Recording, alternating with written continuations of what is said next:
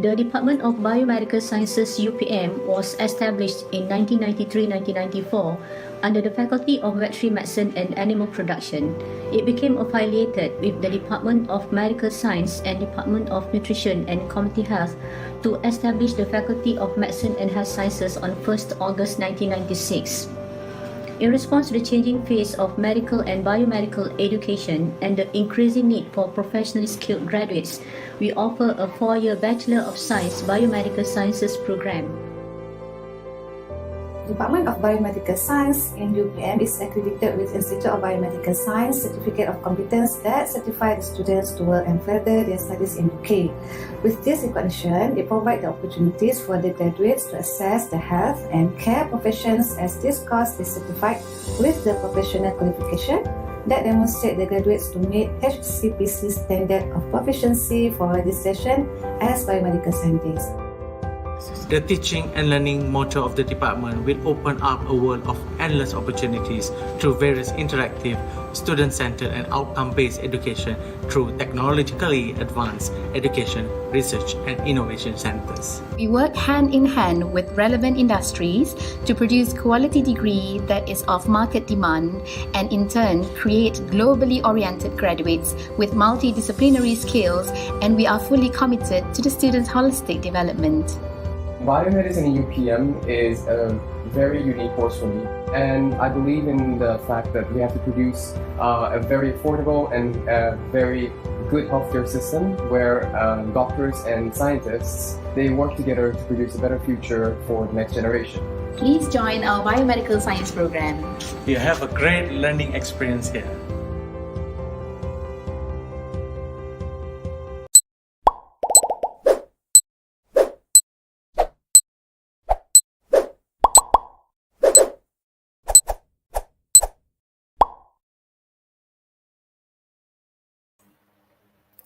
Bagi memberkati lagi majlis pada malam ini, ayolah sama-sama kita membaca umul kitab Al-Fatihah.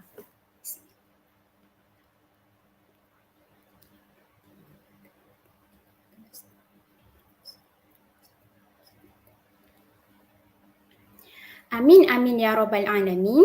Indah berbalam si awan petang, berarak di celah pepohon ara. Pemanis kata selamat datang, awal bismillah pembuka bicara. Bismillahirrahmanirrahim. Assalamualaikum warahmatullahi wabarakatuh. Salam sejahtera dan selamat malam. Yang dialu-alukan Dr. Nur Farisha Mat Hashim, pensyarah UPM, yang berusaha Dr. Aisyah Muhammad Sharif, pengarah program Eksplorasi Instrumen STEM, Scientific Tools in Diagnostic, serta yang dihormati hadirin dan hadirat yang hadir dalam live Facebook dan YouTube pada malam ini. Selamat datang saya ucapkan ke program Eksplorasi Instrumen STEM, Scientific Tools in Diagnostic, siri ke-28, iaitu tajuk program kita pada malam ini ialah What is X-ray Imaging? Let's talk about science. Bersyukur kita kehadirat Allah SWT kerana dengan izinnya kita dapat bersama-sama berkumpul dan berhimpun semula dalam program kita pada malam ini walaupun secara dalam talian di live Facebook. Pastinya para hadirin sekalian tertanya-tanya, apakah itu instrumen X-ray imaging? Kerana saya sendiri pun pertama kali dengar dan tak sabar nak dengar perkongsian tentang instrumen yang amat menarik pada malam ini. Tapi sebelum saya menyerahkan program ini kepada speaker jemputan kita, diminta hadirin-hadirat yang hadir ke program untuk mengisi dahulu kehadiran dengan scan QR code yang telah dipaparkan di skrin sekarang. Jika ada para penonton yang menghadapi masalah untuk scan QR code, anda boleh menekan pautan yang akan dipinkan di ruangan komen dan anda juga diminta untuk memastikan segala maklumat diisi dengan betul dan tepat bagi memudahkan urusan pembikinan E-sijil dan cabutan bertuah. Jadi, jomlah sama-sama kita scan QR code dahulu sebelum kita mendengar perkongsian daripada speaker jemputan kita pada malam ini.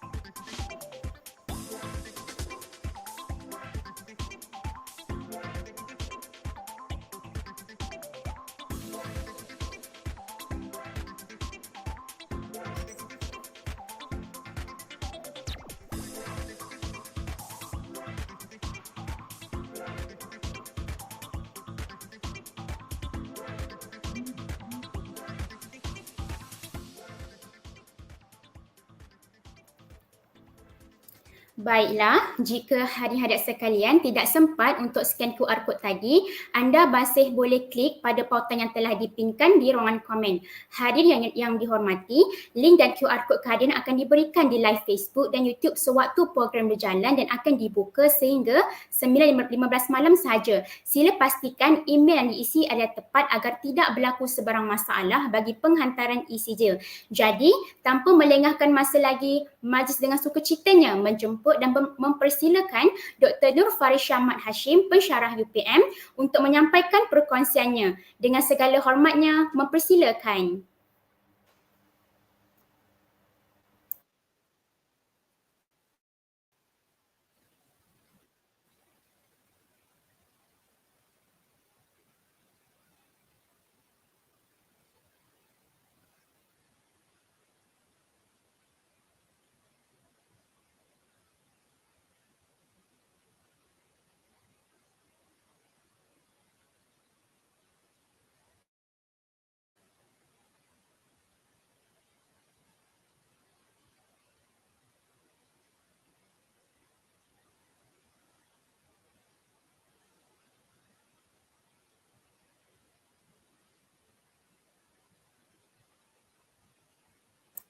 Maaf doktor, suara tak ada, suara doktor tak dengar.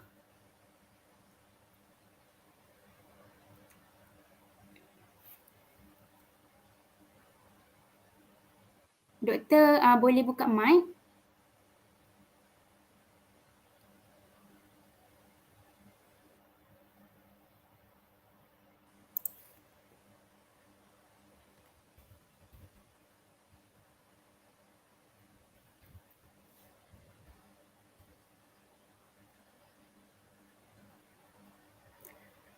Doktor kalau boleh jangan guna earphone.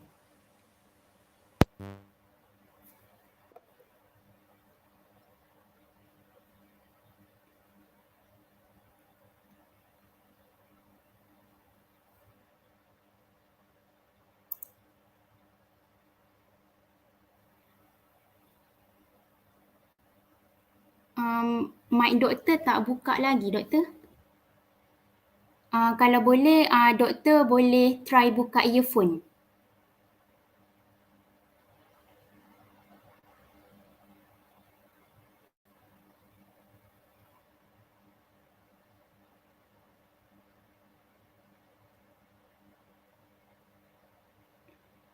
Doktor boleh open mic.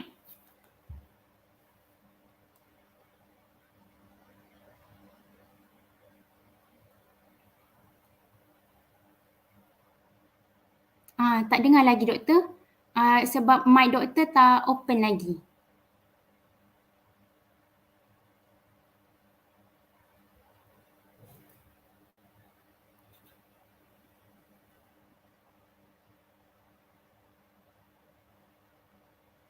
Doktor boleh dengar saya tak?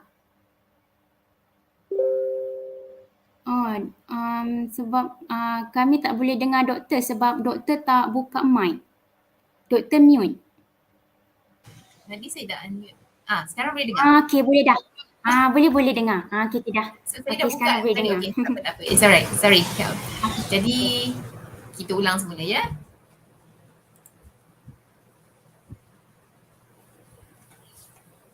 Okay. So, I hope everyone can hear me now. I shall repeat. So, Assalamualaikum and good evening everyone. I'm Dr. Farisha Hashim from the Department of Biomedical Science, UPM.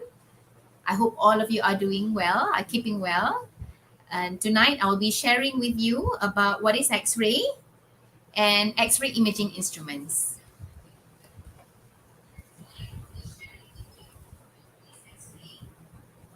So before I start my sharing session, please scan this QR code to take a pre-quiz. So you'll be given 1 minute to complete and submit the pre-quiz. 3 prizes will be given to the winners for pre and post quiz. So good luck.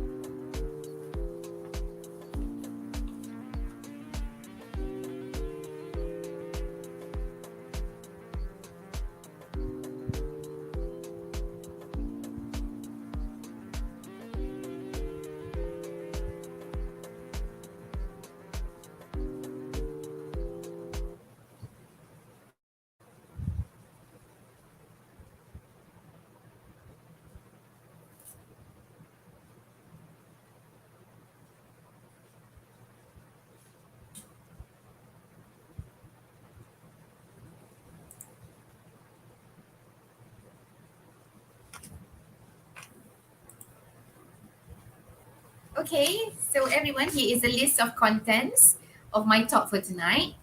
So I'll be talking about what is radiation, the discovery of radiation, how is X-ray being produced, the uses of X-rays, and what could be the possible side effects of X-rays.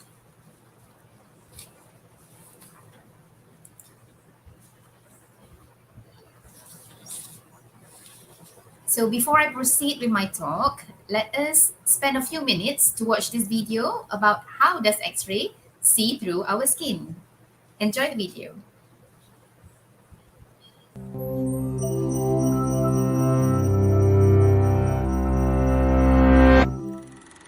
In 1895, a physicist named Wilhelm Röntgen was doing experiments with a cathode tube, a glass container in which a beam of electrons lights up a fluorescent window.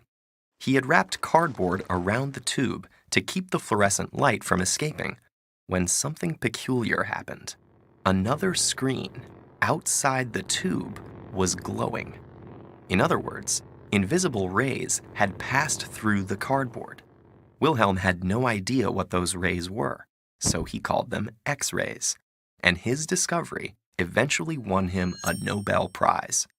Here's what we now know was happening. When high-energy electrons in the cathode tube hit a metal component, they either got slowed down and released extra energy, or kicked off electrons from the atoms they hit, which triggered a reshuffling that again released energy. In both cases, the energy was emitted in the form of X-rays, which is a type of electromagnetic radiation with higher energy than visible light and lower energy than gamma rays. X-rays are powerful enough to fly through many kinds of matter as if they are semi-transparent, and they're particularly useful for medical applications because they can make images of organs, like bones, without harming them, although they do have a small chance of causing mutations in reproductive organs and tissues like the thyroid, which is why lead aprons are often used to block them. When X-rays interact with matter, they collide with electrons. Sometimes the X-ray transfers all of its energy to the matter and gets absorbed. Other times, it only transfers some of its energy, and the rest is scattered. The frequency of these outcomes depends on how many electrons the X-rays are likely to hit. Collisions are more likely if a material is dense, or if it's made of elements with higher atomic numbers, which means more electrons. Bones are dense and full of calcium, which has a relatively high atomic number, so they absorb X-rays pretty well. Soft tissue, on the other hand, isn't as dense and contains mostly lower atomic number elements like carbon, hydrogen, and oxygen. So more of the X-rays penetrate tissues like lungs and muscles, darkening the film. These 2D pictures are only useful up to a point, though. When X-rays travel through the body, they can interact with many atoms along the path. What is recorded on the film reflects the sum of all those interactions. It's like trying to print 100 pages of a novel on a single sheet of paper. To see what's really going on, you would have to take X-ray views from many angles around the body and use them to construct an internal image. And that's something doctors do all the time in a procedure called a CT, computed tomography scan, another Nobel Prize-winning invention. Think of CT like this. With just one X-ray, you might be able to see the density change due to a solid tumor in a patient, but you wouldn't know how deep it is beneath the surface. However, if you take X-rays from multiple angles, you should be able to find the tumor's position and shape. A CT scanner works by sending a fan or cone of X-rays through a patient to an array of detectors. The X-ray beam is rotated around the patient and often also moved down the patient's body, with the X-ray source tracing a spiral trajectory. Spiral CT scans produce data that can be processed into cross-sections detailed enough to spot anatomical features, tumors, blood clots, and infections. CT scans can even detect heart disease and cavities in mummies buried thousands of years ago. So what began as Röntgen's happy accident has become a medical marvel. Hospitals and clinics now conduct over 100 million scans each year worldwide to treat diseases and save lives.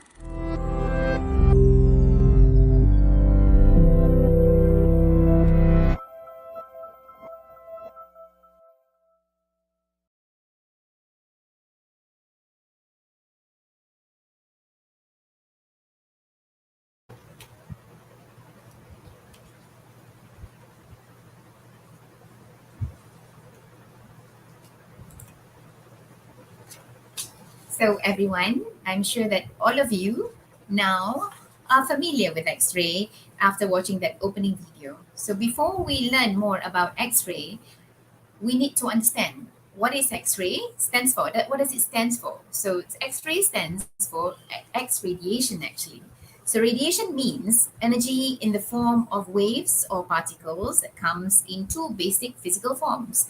So one of the form of radiation is pure energy with no weight, that is known as electromagnetic radiation. And the familiar type of electromagnetic radiation is X-rays. And the other form of radiation is known as particle radiation, which have both energy and mass or weight. And examples are like alpha particles, beta particles, and neutrons.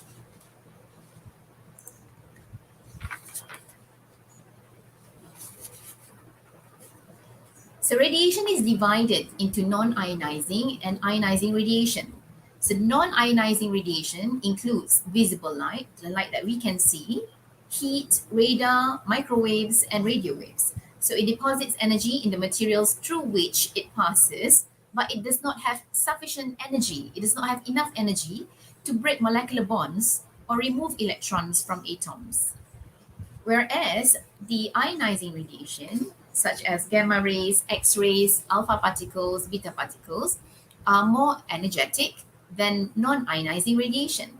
So consequently, when ionizing radiation passes through material, it will deposit enough energy to break molecular bonds and displace or remove electrons from atoms. And this electron displacement or the removal of this electron will create two electrically charged particles or ions, which may cause changes in living cells of plants, animals, and also human beings. So this image that you can see on the screen is an example of applications of ionizing radiation, particularly in the sense that X-ray is our interest right now, in imaging and also in the electricity generation at the nuclear power plants.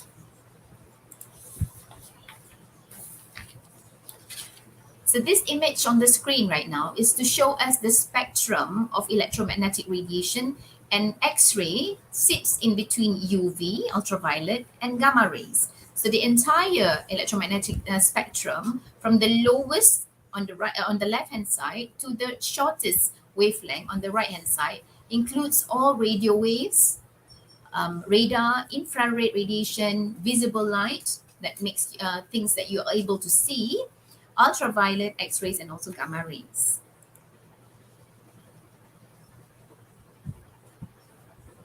So before we go into some basic physics of X-ray, so I'm sure we want to know how is X-ray being produced and controlled before or while it's being applied to a person or a patient.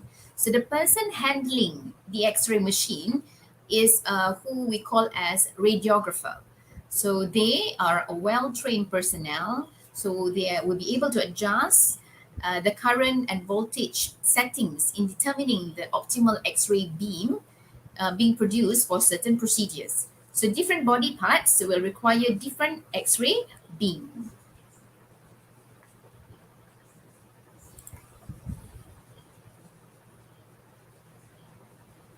Okay, so let's take a look at some basic physics of X-ray. As we now know, X-ray is being produced in a machine that contains the X-ray tube. So this picture is an X-ray tube. So a small increase in the filament voltage, as you can see, number 1 here, results in a large increase in tube current, so which will accelerate high-speed electrons from very high temperature, very hot filament negative cathode, and within this vacuum towards a positive tungsten target anode, which is at number 4. So this is a rotating anode that will dissipate any heat, then generates X-ray. So X-ray are generated here within the tungsten anode with an X-ray beam is directed towards the patient during a radiation therapy, for example.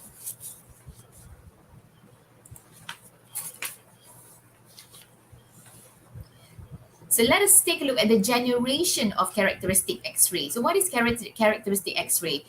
These X-ray type are used for the investigation of crystal structure by X-ray diffraction.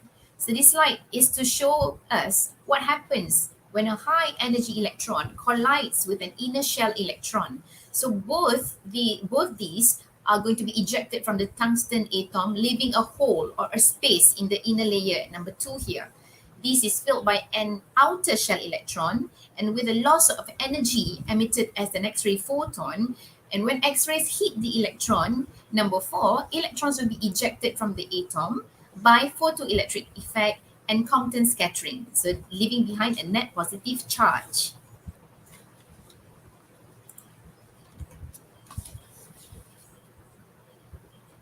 So some of us may or may not have heard of Bremsstrahlung. So what is Bremsstrahlung? So Bremsstrahlung means braking radiation. It's a German word. So that describes the radiation which is emitted when electrons are slowed down or braked when they are fired at a metal target. Energy loss is emitted as a Bremsstrahlung X-ray photon. So what I want to highlight here is that majority, about 80% of the population of X-ray within the X-ray beam consists of X-rays generated in this way.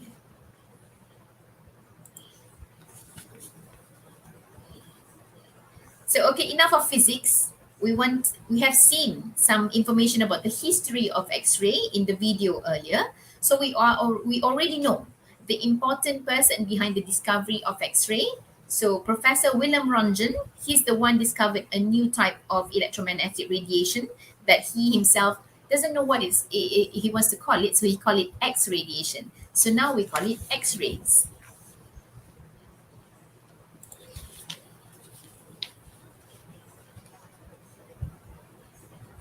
So apart from being the first person to discover X-ray, Röntgen also was the first person to make an image of a photographic film. And about 6 weeks after he discovered it, he took a picture of a radiograph using X-rays of his wife's, Anna Bertha's hand. And as you can see on the image here. So Professor Röntgen was the first to win a Nobel Prize for Physics in 1901.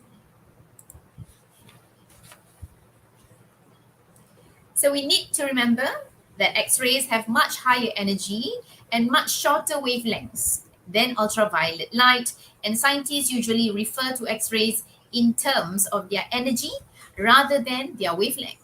So from this image that you can see, we now have established the understanding that X-rays are a form of electromagnetic radiation that have higher energy than visible light and can pass through most objects, including our own body.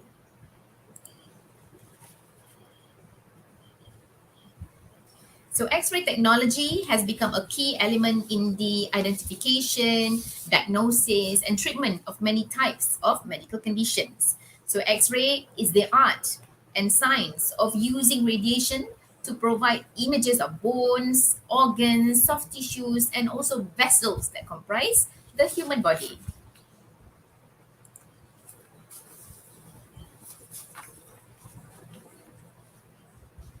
So in medicine, the use of X-ray is divided into 2 branches, diagnostic and therapeutic X-rays. So in diagnostic X-rays, radiography, for example, produces a still X-ray image. Still means non-moving image. So it will detect bone fractures, different tumors, abnormal masses. It can even detect pneumonia, some types of injuries, calcifications, and also when you go to the dentist, you can get your teeth X-ray to look for dental problems. And on the other hand, fluoroscopy will enable us to observe motion within the body and a certain diagnostic and treatment procedures, for example, to view the movement of the beating heart with the aid of radiographic contrast, and to view blood flow to the heart muscle as well.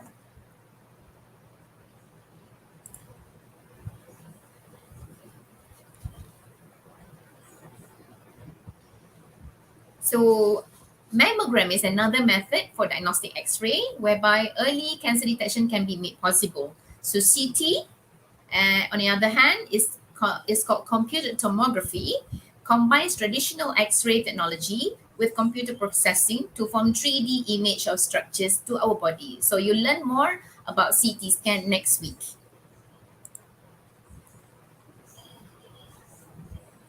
Okay, so what is therapeutic X-rays? Okay, I'm sure you've heard of therapeutic X-rays. So the therapeutic radiology is also called radiation oncology or radiation therapy. So it is the treatment of cancer and other diseases with radiation.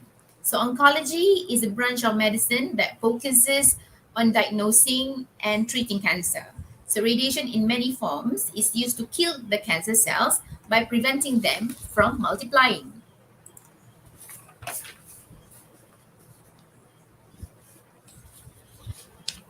So X-ray is also widely used in various biomedical research, biomedical engineering research, for example.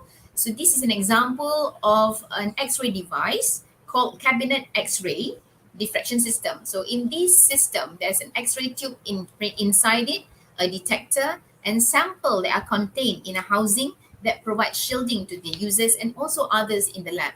So the access doors are interlocked with safety switches and will shut off X-rays when they are opened. So it's quite safe.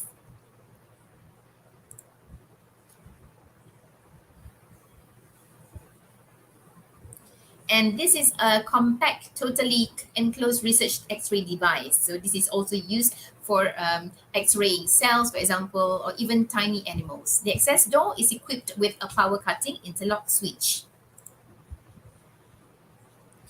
In research, okay, there are two types of electron microscopes, the transmission, TEM, and scanning, SEM. So these microscopes are instruments in the analysis of materials that are on a scale much smaller than the possible viewing by optical microscopy. So the electron microscopes also use many interactions that the electron beam has on the sample to produce various imaging and diffraction modes, okay, that can be used to analyze the material down the atomic scale.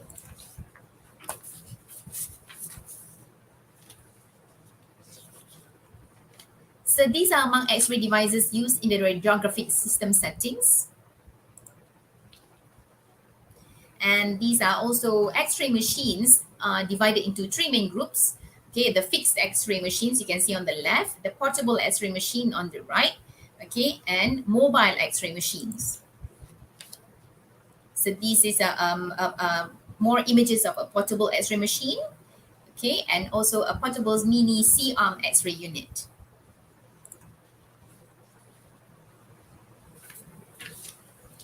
And more of the X-ray imaging devices in the medical facility. Okay, you have fluoroscopy, mobile C-arm, general radiography, mobile X-ray, and also angiography for angiogram procedure. All right, so other uses of X-rays, we have covered most of the other machines already. So now let's visit quickly of what are the uses of X-ray. Yeah? So one example is X-ray can be used to identify hidden flaws, like tiny cracks in pipelines, okay, and also for monitoring radon gases and radioactive waste in the environment. An important function of X-ray is in imaging, this one on the right side is at airport facility. So I'm sure you're familiar with this if you're a frequent traveler. So X-ray diffraction in biomedical engineering, in energy research, in medicine, for example. And as mentioned in the microscopy slide, X-ray technology is never ending. So it is a developing application, all right? And we also are using X-rays in space versus Earth research, okay? Space flight researchers are working hard to develop magnet to increase instruments' lifetime in space. So advanced detection method is beneficial for inspection of food, quality control, and manufacturing as well.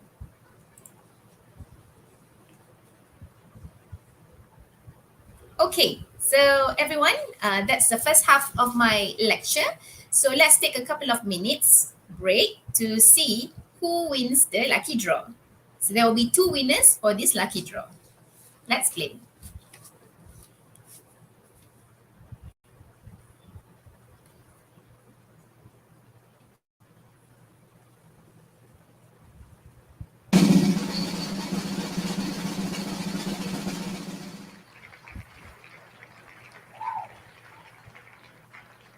Okay, we have already one first winner who is Nur Faiza binti Abdullah. Give a big hand to Nur Faiza binti Abdullah. She's our first winner.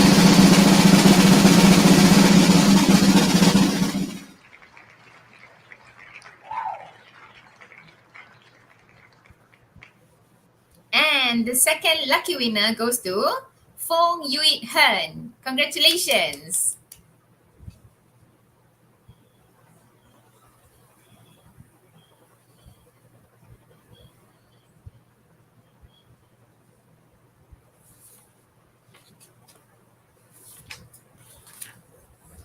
So there goes our lucky draw. So congratulations to those 2 winners of the lucky draw.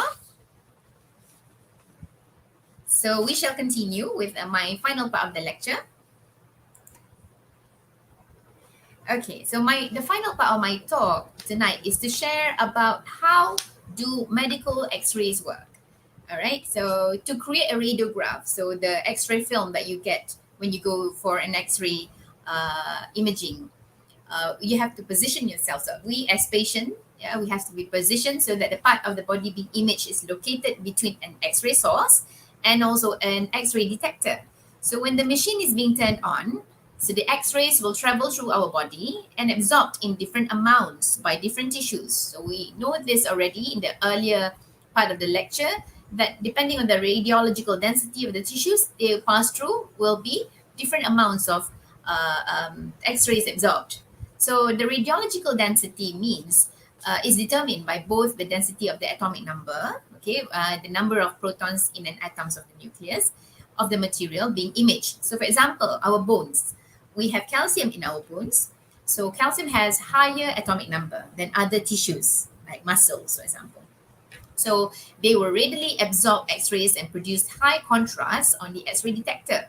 Hence, our bones will appear white compared to other tissues. On the other hand, x-ray travel more easily through less radiologically dense tissues. For example, fat, muscle, and also air that is being filled in the lungs. So the radiograph will come out as gray or even black if there's completely air.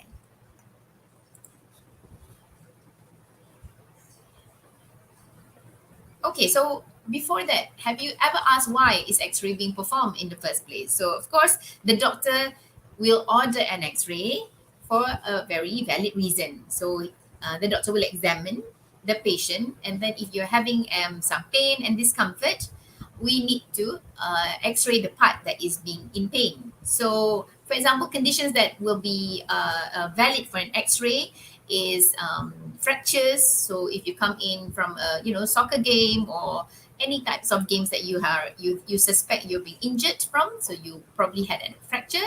To confirm that, we have to x-ray. And then maybe you go to a dentist to get your tooth decay checked, and maybe you probably have swallowed something and you want to check whether that thing that is being swallowed can be detected in an x-ray. So this right hand side picture is an x-ray of a broken radial bone of the arm. So you can see on the right side, the radial bone is broken, so it is clearly seen on an x-ray.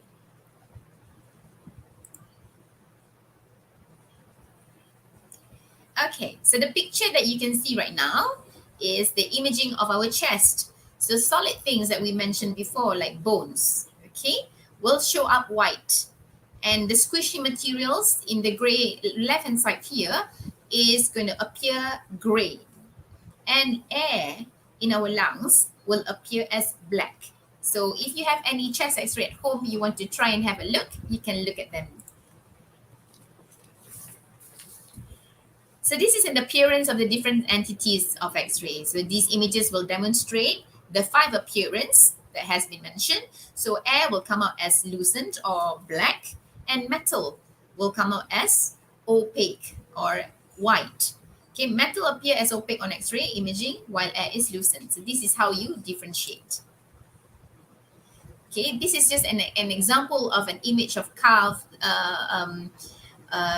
metal pins and bars used to support broken tibial bone. So tibial bone called shin bone. So after surgery, we need to do an X-ray to check if everything has gone to the correct place and is gone smoothly. So you can see the difference in 3 tones, black, gray, and white.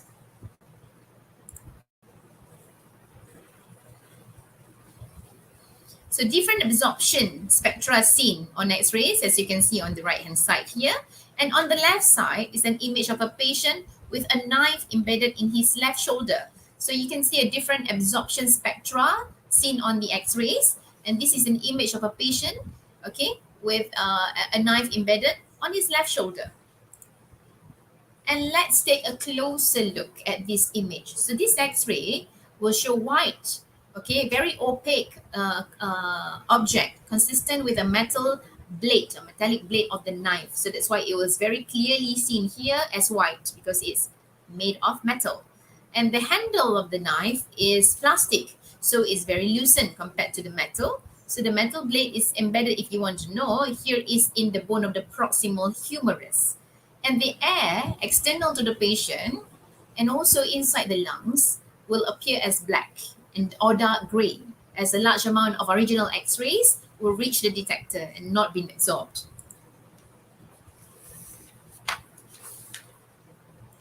Okay, so we have to remember some very important facts about shielding. So we need to always remember to reduce exposure from X-rays to vital organs that are potentially exposed to ionizing radiation. So most importantly, from primary radiation from X-ray beam, or scattered radiation from the patient that is undergoing X-ray, or from leakage radiation from an X-ray tube. So you can see on the top right-hand side here, radiation can be blocked by various substances. So our interest today are X-rays. So X-rays can penetrate paper, thin sheet of metal, but it cannot penetrate lead or plumbum. So lead or plumbum will weaken the X-rays from being penetrating to the next level. So there are 3 methods that we are commonly seen for shielding. First is the lead partition. Okay, lead partition is usually used at the facility, and radiographers or anybody, personnel working with X-ray will have to wear lead apron that covers the thyroids and the most important organs like the reproductive organs. And on the right side, it's a picture of a lead line X-ray doors at the X-ray facilities.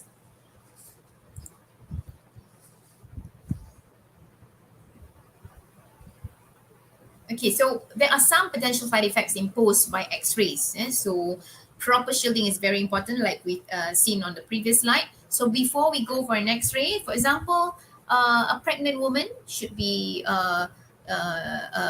avoiding X-rays, or a woman who suspects or could be pregnant also need to let the doctors know, okay? Because you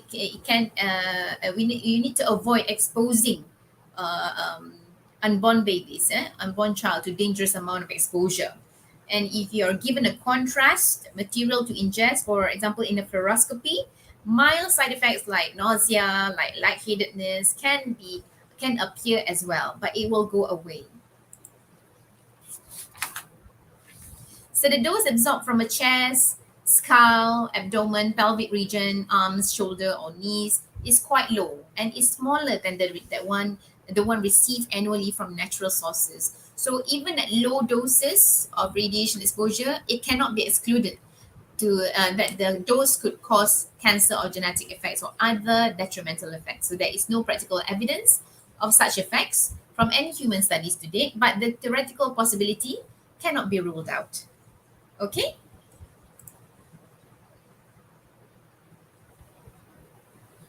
So everyone, I have come to the end of my presentation. Before we all go, so let's watch this closing video as a revision on our lecture today. Enjoy the video. Chances are you've had an X-ray at some point in your life, but did you know this life-saving technology was actually invented by accident? German physicist Wilhelm Röntgen discovered the technology while he was doing experiments with electron beams in gas discharge tubes. You know, like everyone does. When performing these tests, he noticed that a fluorescent screen in his lab started to glow green while electron beams were running. This wasn't surprising in its own right, but Röntgen's screen was shielded by heavy cardboard which he thought would block the radiation. The interesting part of the discovery was that the initial aspect of Röntgen's discovery was simply the existence of some kind of penetrating radiation, but in trying to figure out what was happening, he actually put his hand in between the screen and the electron beam. This created an image of the bones inside his hands on the screen, revealing X-rays' perfect use immediately after their discovery. This double discovery marked arguably one of the most important medical advances in all of human history. It gave professionals the ability to see ailments inside of the human body without invasive surgery. It even allowed them to see soft tissues with slight modification. No one questions that X-rays are important to modern medicine, but most people don't have a great idea of what is actually happening when you get one. You can think of X-rays as light rays. Both are electromagnetic energy carried in waves by photons. The major difference between these types of rays is the energy level, or wavelength, of the rays. We, as humans, have the ability to sense light rays in the wavelengths of visible light, but shorter and longer wavelengths fall outside of our visible spectrum. X-rays are shorter, higher energy waves, and radio waves are longer, lower energy waves. X-rays are produced by the movement of electrons within atoms. The specific energy level of a given X-ray is dependent upon how far the electron dropped between orbitals in an atom. When any given photon collides with another atom, the atom can absorb the photon's energy and boost an electron to a greater level. In this case, the energy of the photon has to match the energy difference between the two electrons. If this doesn't occur, then the photon can't cause a shift between orbitals. This functionality means that as photons from X-rays pass through your body, each tissue's atoms absorb or react to photons differently. The soft tissues in your body are composed of smaller atoms, so they don't absorb X-rays well due to the photon's high energy. On the other hand, the calcium atoms of bones are much larger, so they do absorb the X-ray photons and thus result in a different view on the X-ray image. Inside of X-ray machines, there's an electrode pair, an anode and a cathode, inside of a vacuum tube, usually made of glass. The cathode is usually a heated filament, and the anode is a flat disk made of tungsten. As the cathode is heated up, electrons spurt out of the filament and find their way to the anode. The voltage difference between the anode and the cathode is very high, which allows the electrons to travel through the air with a high velocity.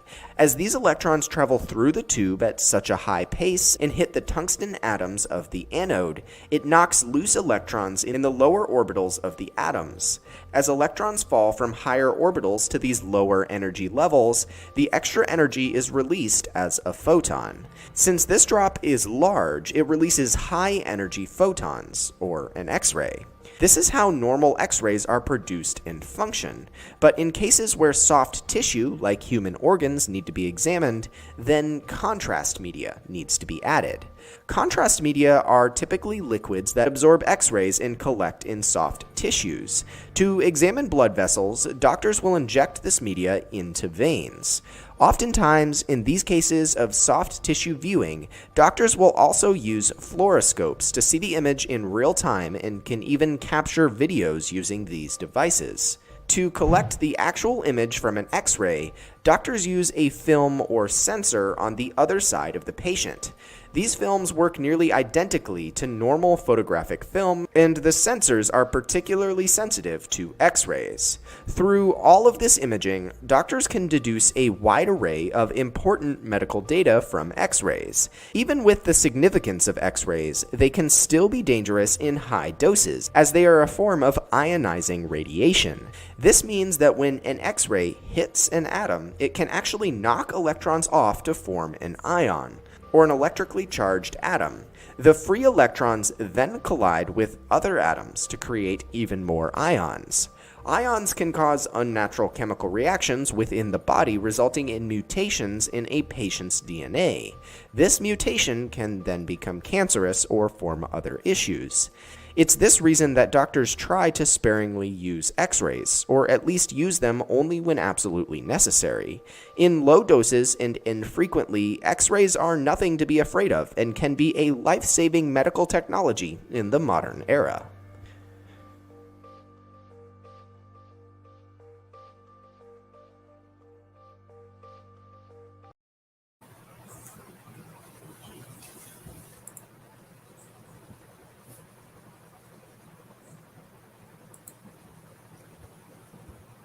Okay, everyone.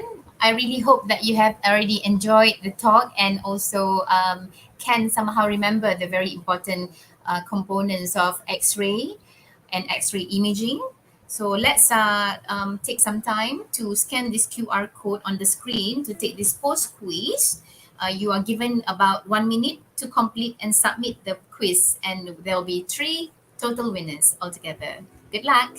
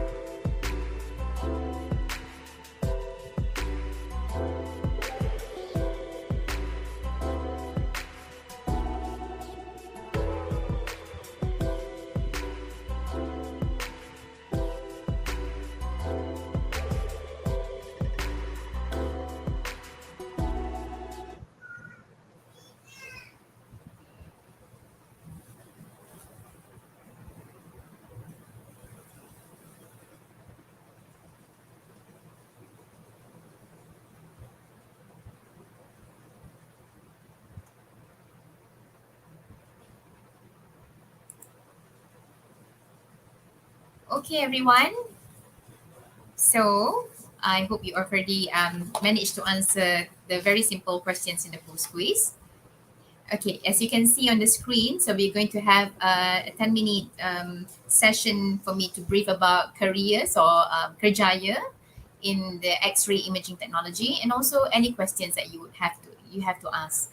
All right, so for careers, if you enjoy learning about X-ray and want to apply the knowledge, there are several jobs that are suitable for you. So you can see on the screen right now, for example, if you want to become a medical doctor, you can finish your medical degree, and after that, if you want to further pursue in specializing and in imaging or radiation imaging or radiology, for example, so you can become a radiologist after taking a subspecialty in radiology. So you have to undergo at least 4 years of training in order to become a specialist in radiology. So they are called radiologists. So radiologists are responsible to write report of the, for example, all the radiographs or the any X-rays or any CT scans or MIR scans, any type of scans, and they will have to endorse and sign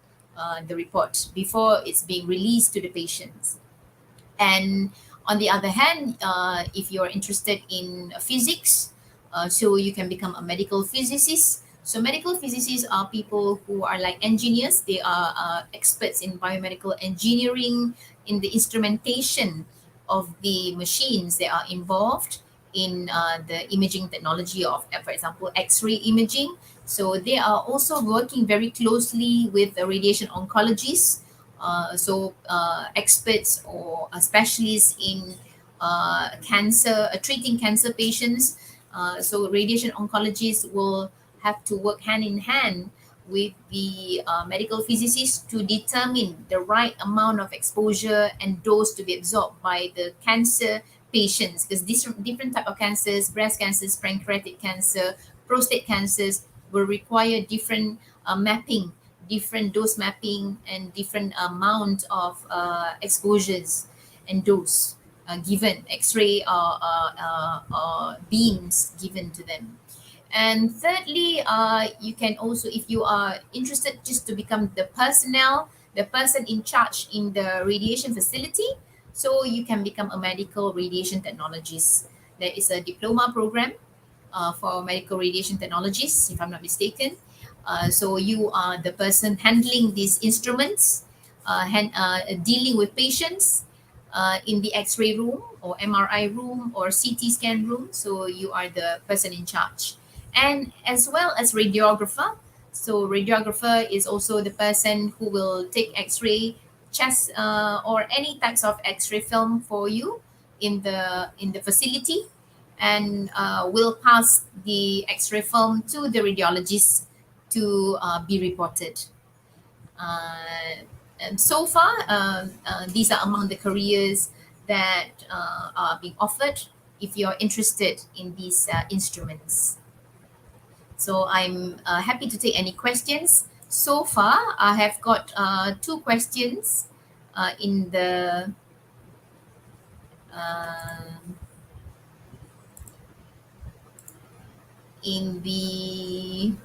comments. So first question from Muhammad Izzuddin bin Muhammad Muzain is, what is the most common form of medical imaging? So, okay, medical imaging, as I mentioned, one of it is X-ray. So before X-ray, there's one more technique called ultrasound. Okay, so ultrasound is an imaging technique that does not require ionizing radiation. So it just requires waves, sound waves. So you all are probably familiar with ultrasound, like maybe pregnant mothers going for their checkup, monthly checkup, and have their abdomen ultrasound to look at the fetus.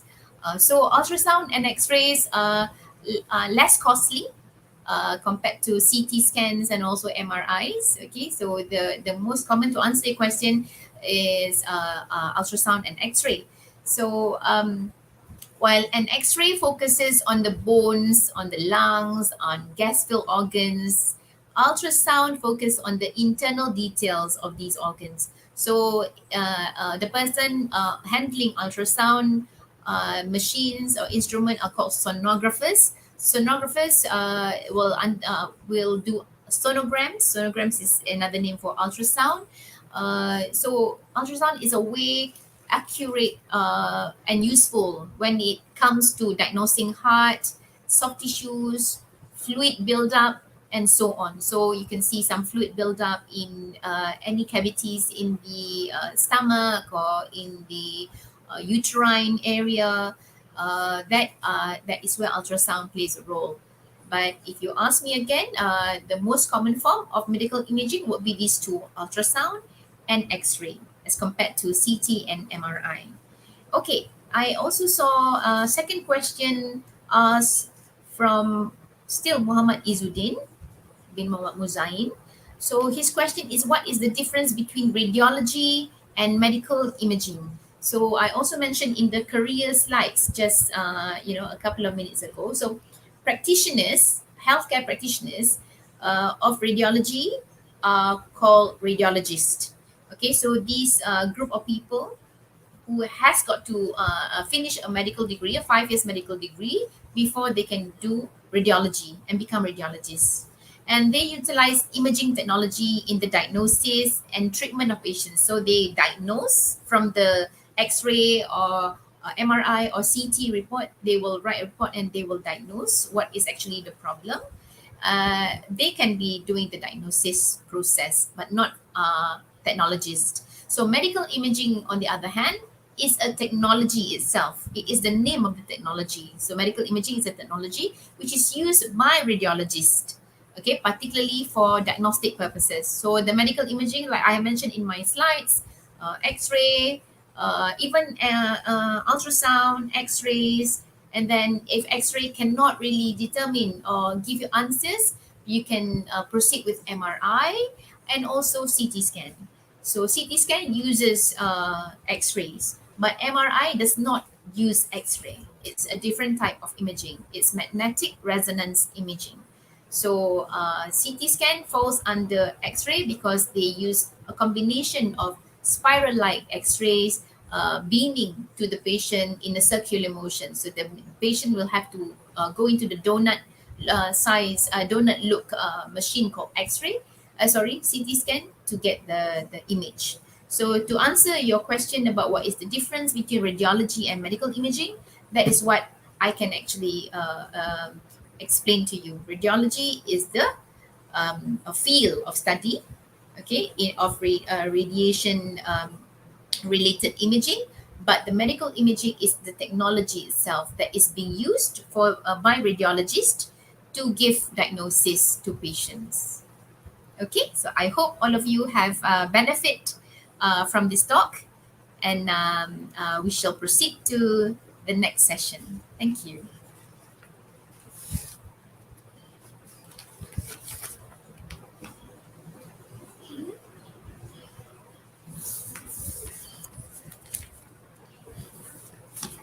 Okay, so we have got the first winner for our pre and post quiz. The winner is Cik Aziza binti Muhammad Noor. Please give her a big round of applause. And our second winner for post and pre quiz is Wan Nur Ezra Shakira. Congratulations.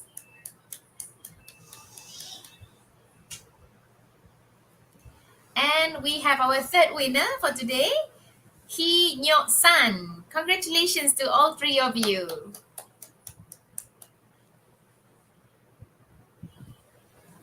Okay, everyone. So as you can see on our screen today, I have mentioned just now that we haven't touched much about CT scan. So next week's speaker, Dr. Nora Maliza, will be talking about CT scan and how the CT scan work. So I really hope you have enjoyed my talk today about X-ray, and you will surely enjoy the talk about CT scan next week and also MRI the week after. Have a good Friday, have a good weekend, everyone, and I hope you have benefit from this talk today. Assalamualaikum and a very good evening. Bye. Majlis merakamkan jutaan terima kasih kepada speaker jemputan kita iaitu Dr. Nur Farisha Ahmad Hashim, pensyarah UPM, atas perkongsian yang sangat menarik sebentar tadi. Wah, sangat menarik kan perkongsian tadi? Pertama kali kita dapat melihat instrumen ini walaupun secara maya dan tahu cara-cara mengendali dan aplikasi instrumen X-ray imaging tadi. Ini merupakan satu ilmu baharu buat saya dan sudah semestinya buat para hadirin sekalian. Semoga apa yang disampaikan sebentar tadi dapat dijadikan sebagai manfaat kepada kita semua. Tahniah saya ucapkan kepada para pemenang pra dan post quiz sebentar tadi, dan buat yang tidak bertuah jangan bersedih kerana anda mungkin pemenang pada program kami yang seterusnya. Sebelum saya terlupa, buat kesemua pemenang, anda jangan bimbang, jangan risau kerana pihak kami akan menghubungi anda dan memastikan hadiah yang akan diposkan akan sampai terus ke rumah anda. Manakala buat yang tidak bertuah, jangan bersedih kerana kami juga akan menyediakan E-sijil buat anda. Jadi, suka untuk saya ingatkan sekali lagi kepada para penonton yang masih belum mengisi Google Form kehadiran yang kami telah pinkan di ruangan komen untuk anda isi bagi mendapatkan E-sijil. Dan sila pastikan segala maklumat yang diisi adalah tepat dan benar bagi memudahkan proses penghasilan E-sijil.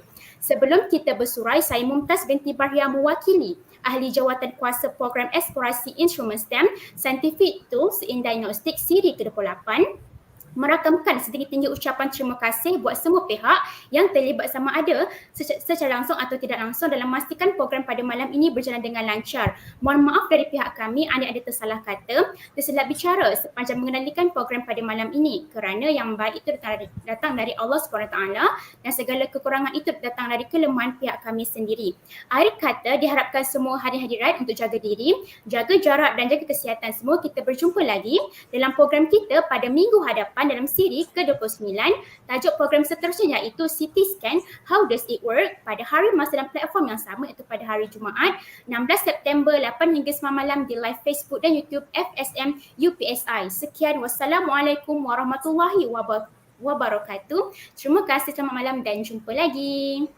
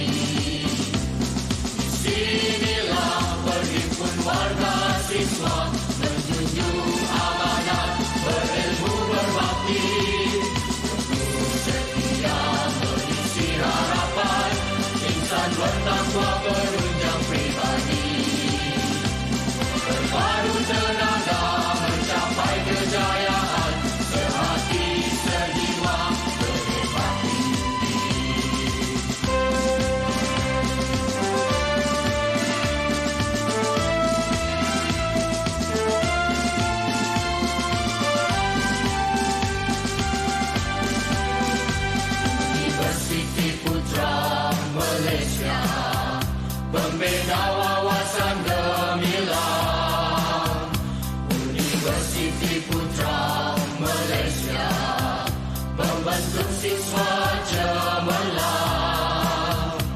Semarak namamu di sinar zaman, semerbak namamu di suara sanjungan, penyumbang bakti ke anak bangsa, pewaris sejati negara tercinta.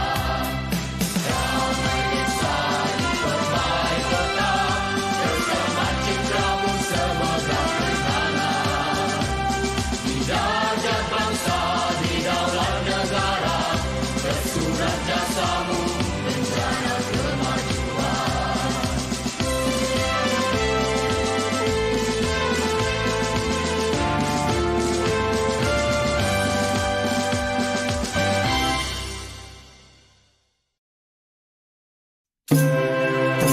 Kepada seluruh warga UPSI, untuk memastikan kita mencapai bintang, kita kena bersatu, kita kena bersama untuk memastikan kita semua cemerlang bersama.